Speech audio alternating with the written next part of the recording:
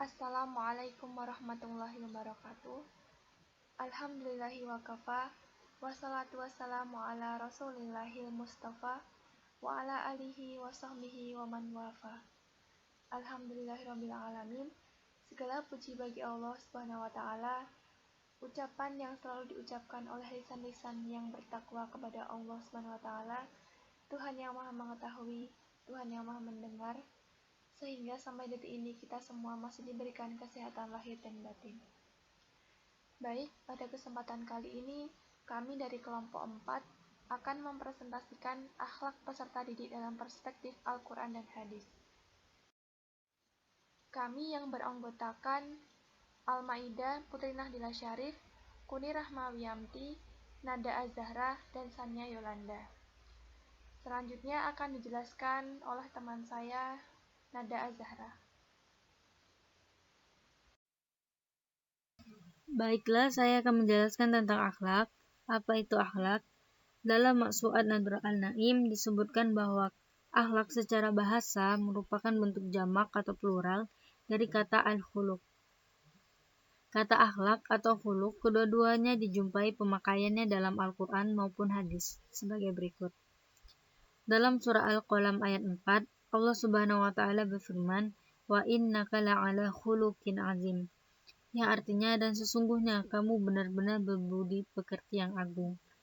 Dan dalam surat yang kedua, yaitu surah Al-Syu'ara ayat 137, Allah Subhanahu wa taala berfirman, "In hadza illa khuluqul awwalin."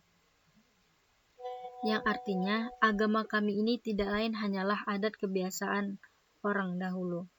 Ayat yang pertama, yaitu surah Al-Qalam, di atas menggunakan kata khuluq untuk arti budi pekerti, sedangkan di surah Al-Syu'ara menggunakan kata khuluq untuk arti adat kebiasaan.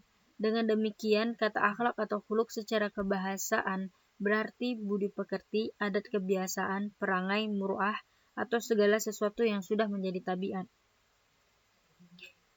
Pengertian akhlak dari sudut kebahasaan ini dapat membantu menjelaskan pengertian akhlak dari segi istilah. Menjelaskan pengertian akhlak dari segi istilah ini dapat merujuk kepada berbagai pendapat para pakar di bidang ini. Yang pertama, Ibnu Miskawih. Menurutnya, akhlak adalah sifat yang tertanam dalam jiwa yang mendorongnya untuk melakukan perbuatan tanpa memerlukan pemikiran dan pertimbangan yang menimbulkan macam-macam perbuatan. Yang kedua yaitu Imam Al-Ghazali. Menurutnya, akhlak adalah suatu sifat yang tertanam dalam jiwa yang daripadanya timbul perbuatan-perbuatan dengan mudah, dengan tidak memerlukan pertimbangan pikiran lebih dahulu. Dan yang ketiga selanjutnya di dalam kitab Dairatul Ma'arif, secara singkat, akhlak diartikan yaitu sifat-sifat manusia yang terdidik.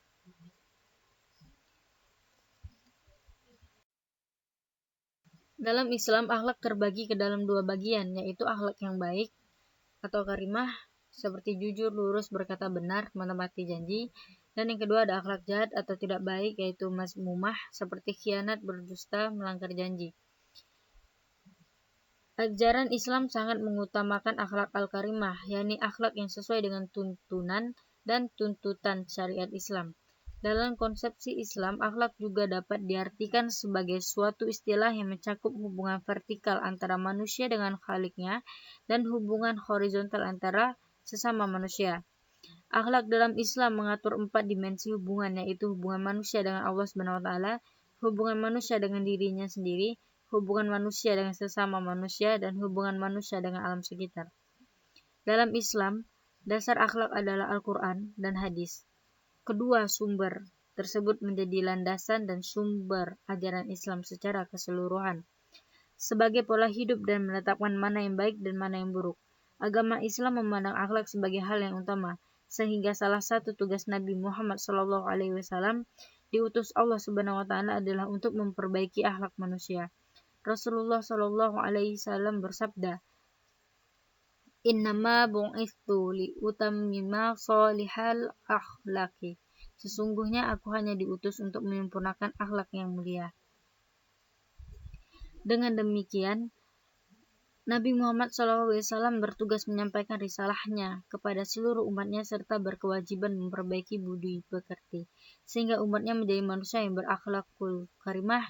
Atas dasar tersebut, maka kedudukan akhlak dalam kehidupan manusia menempati tempat yang penting sekali, baik sebagai individu maupun sebagai anggota masyarakat. Jatuh bangunnya suatu bangsa bergantung kepada akhlaknya. Apabila akhlaknya baik, maka akan sejahteralah bangsa tersebut.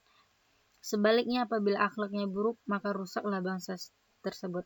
Sehubungan dengan hal ini, Ahmad Janika mengemukakan seseorang yang berakhlak karimah selalu melaksanakan kewajiban-kewajibannya, memberikan hal-hal yang harus diberikan kepada yang berhak. Perbuatan ini dilakukan dengan memenuhi kewajiban terhadap dirinya sendiri, terhadap Tuhannya, sesama manusia, dan makhluk-makhluk lainnya selain manusia. Selanjutnya akan dilanjutkan oleh teman saya, yaitu Alma. Kepada Alma dipersilakan.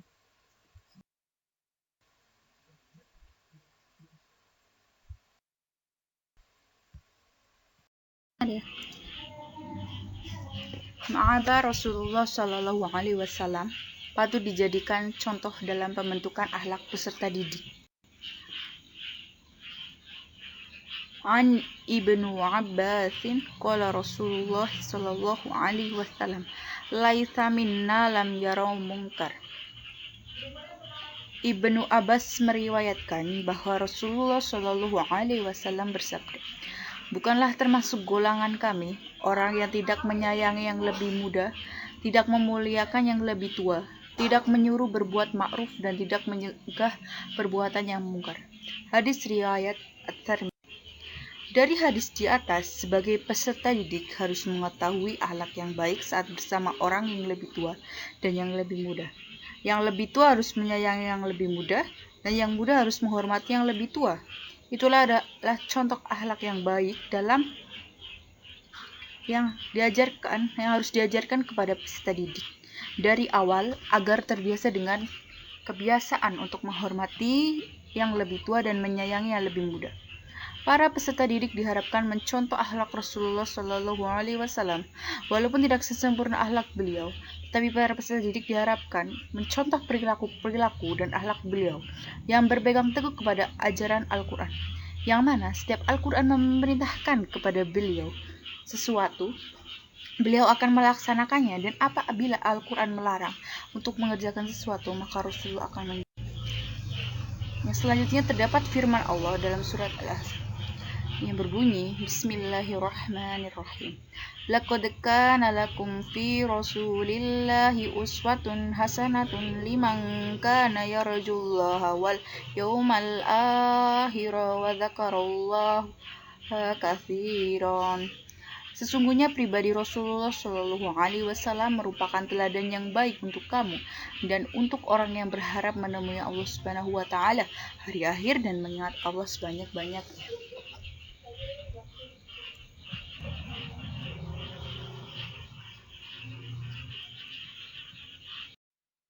Yang selanjutnya yaitu akhlak peserta didik terhadap guru. Sebagai seorang peserta didik, kita diharapkan dapat mengamalkan dan mengimplementasikan nilai-nilai akhlak yang telah dicontohkan oleh Nabi Muhammad SAW. Karena tujuan Rasulullah di muka bumi ini adalah untuk menyempurnakan akhlak manusia, dan sebaik-baik manusia adalah yang paling baik akhlaknya. Kita juga harus dapat menerapkan akhlak tersebut pada kehidupan sehari-hari, terutama saat berhadapan dengan seorang guru atau pendidik. Ada beberapa akhlak yang harus diterapkan peserta didik saat berinteraksi dengan seorang pendidik atau guru. Yang pertama yaitu dengan menghormati pendidik atau guru. Sebagaimana hadis di bawah ini. Faqad rawah Aisyah inna hilalan yadruhu an-nabi malsuhulaya hilalan man waqara amilan waqari rabbuhu. Sesungguhnya Aisyah radhiyallahu anhu telah meriwayatkan Dari Nabi Shallallahu Alaihi Wasallam bersabda, barang siapa yang menghormati orang alim, maka sungguh ia telah menghormati Tuhannya.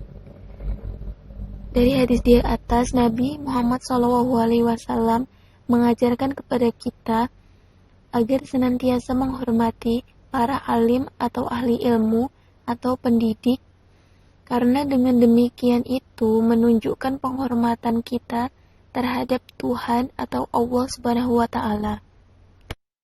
Dan yang kedua yaitu bersikap sopan terhadap pendidik atau guru. Sebagaimana hadis di bawah ini, an Umar bin Khattabi radhiyallahu anhu qala Rasulullah sallallahu alaihi wasallam ta'allamul ilmi wa ta'allamul ilmi sakinati wal waqari wa tawaddu'u liman tata'allamuna minhu.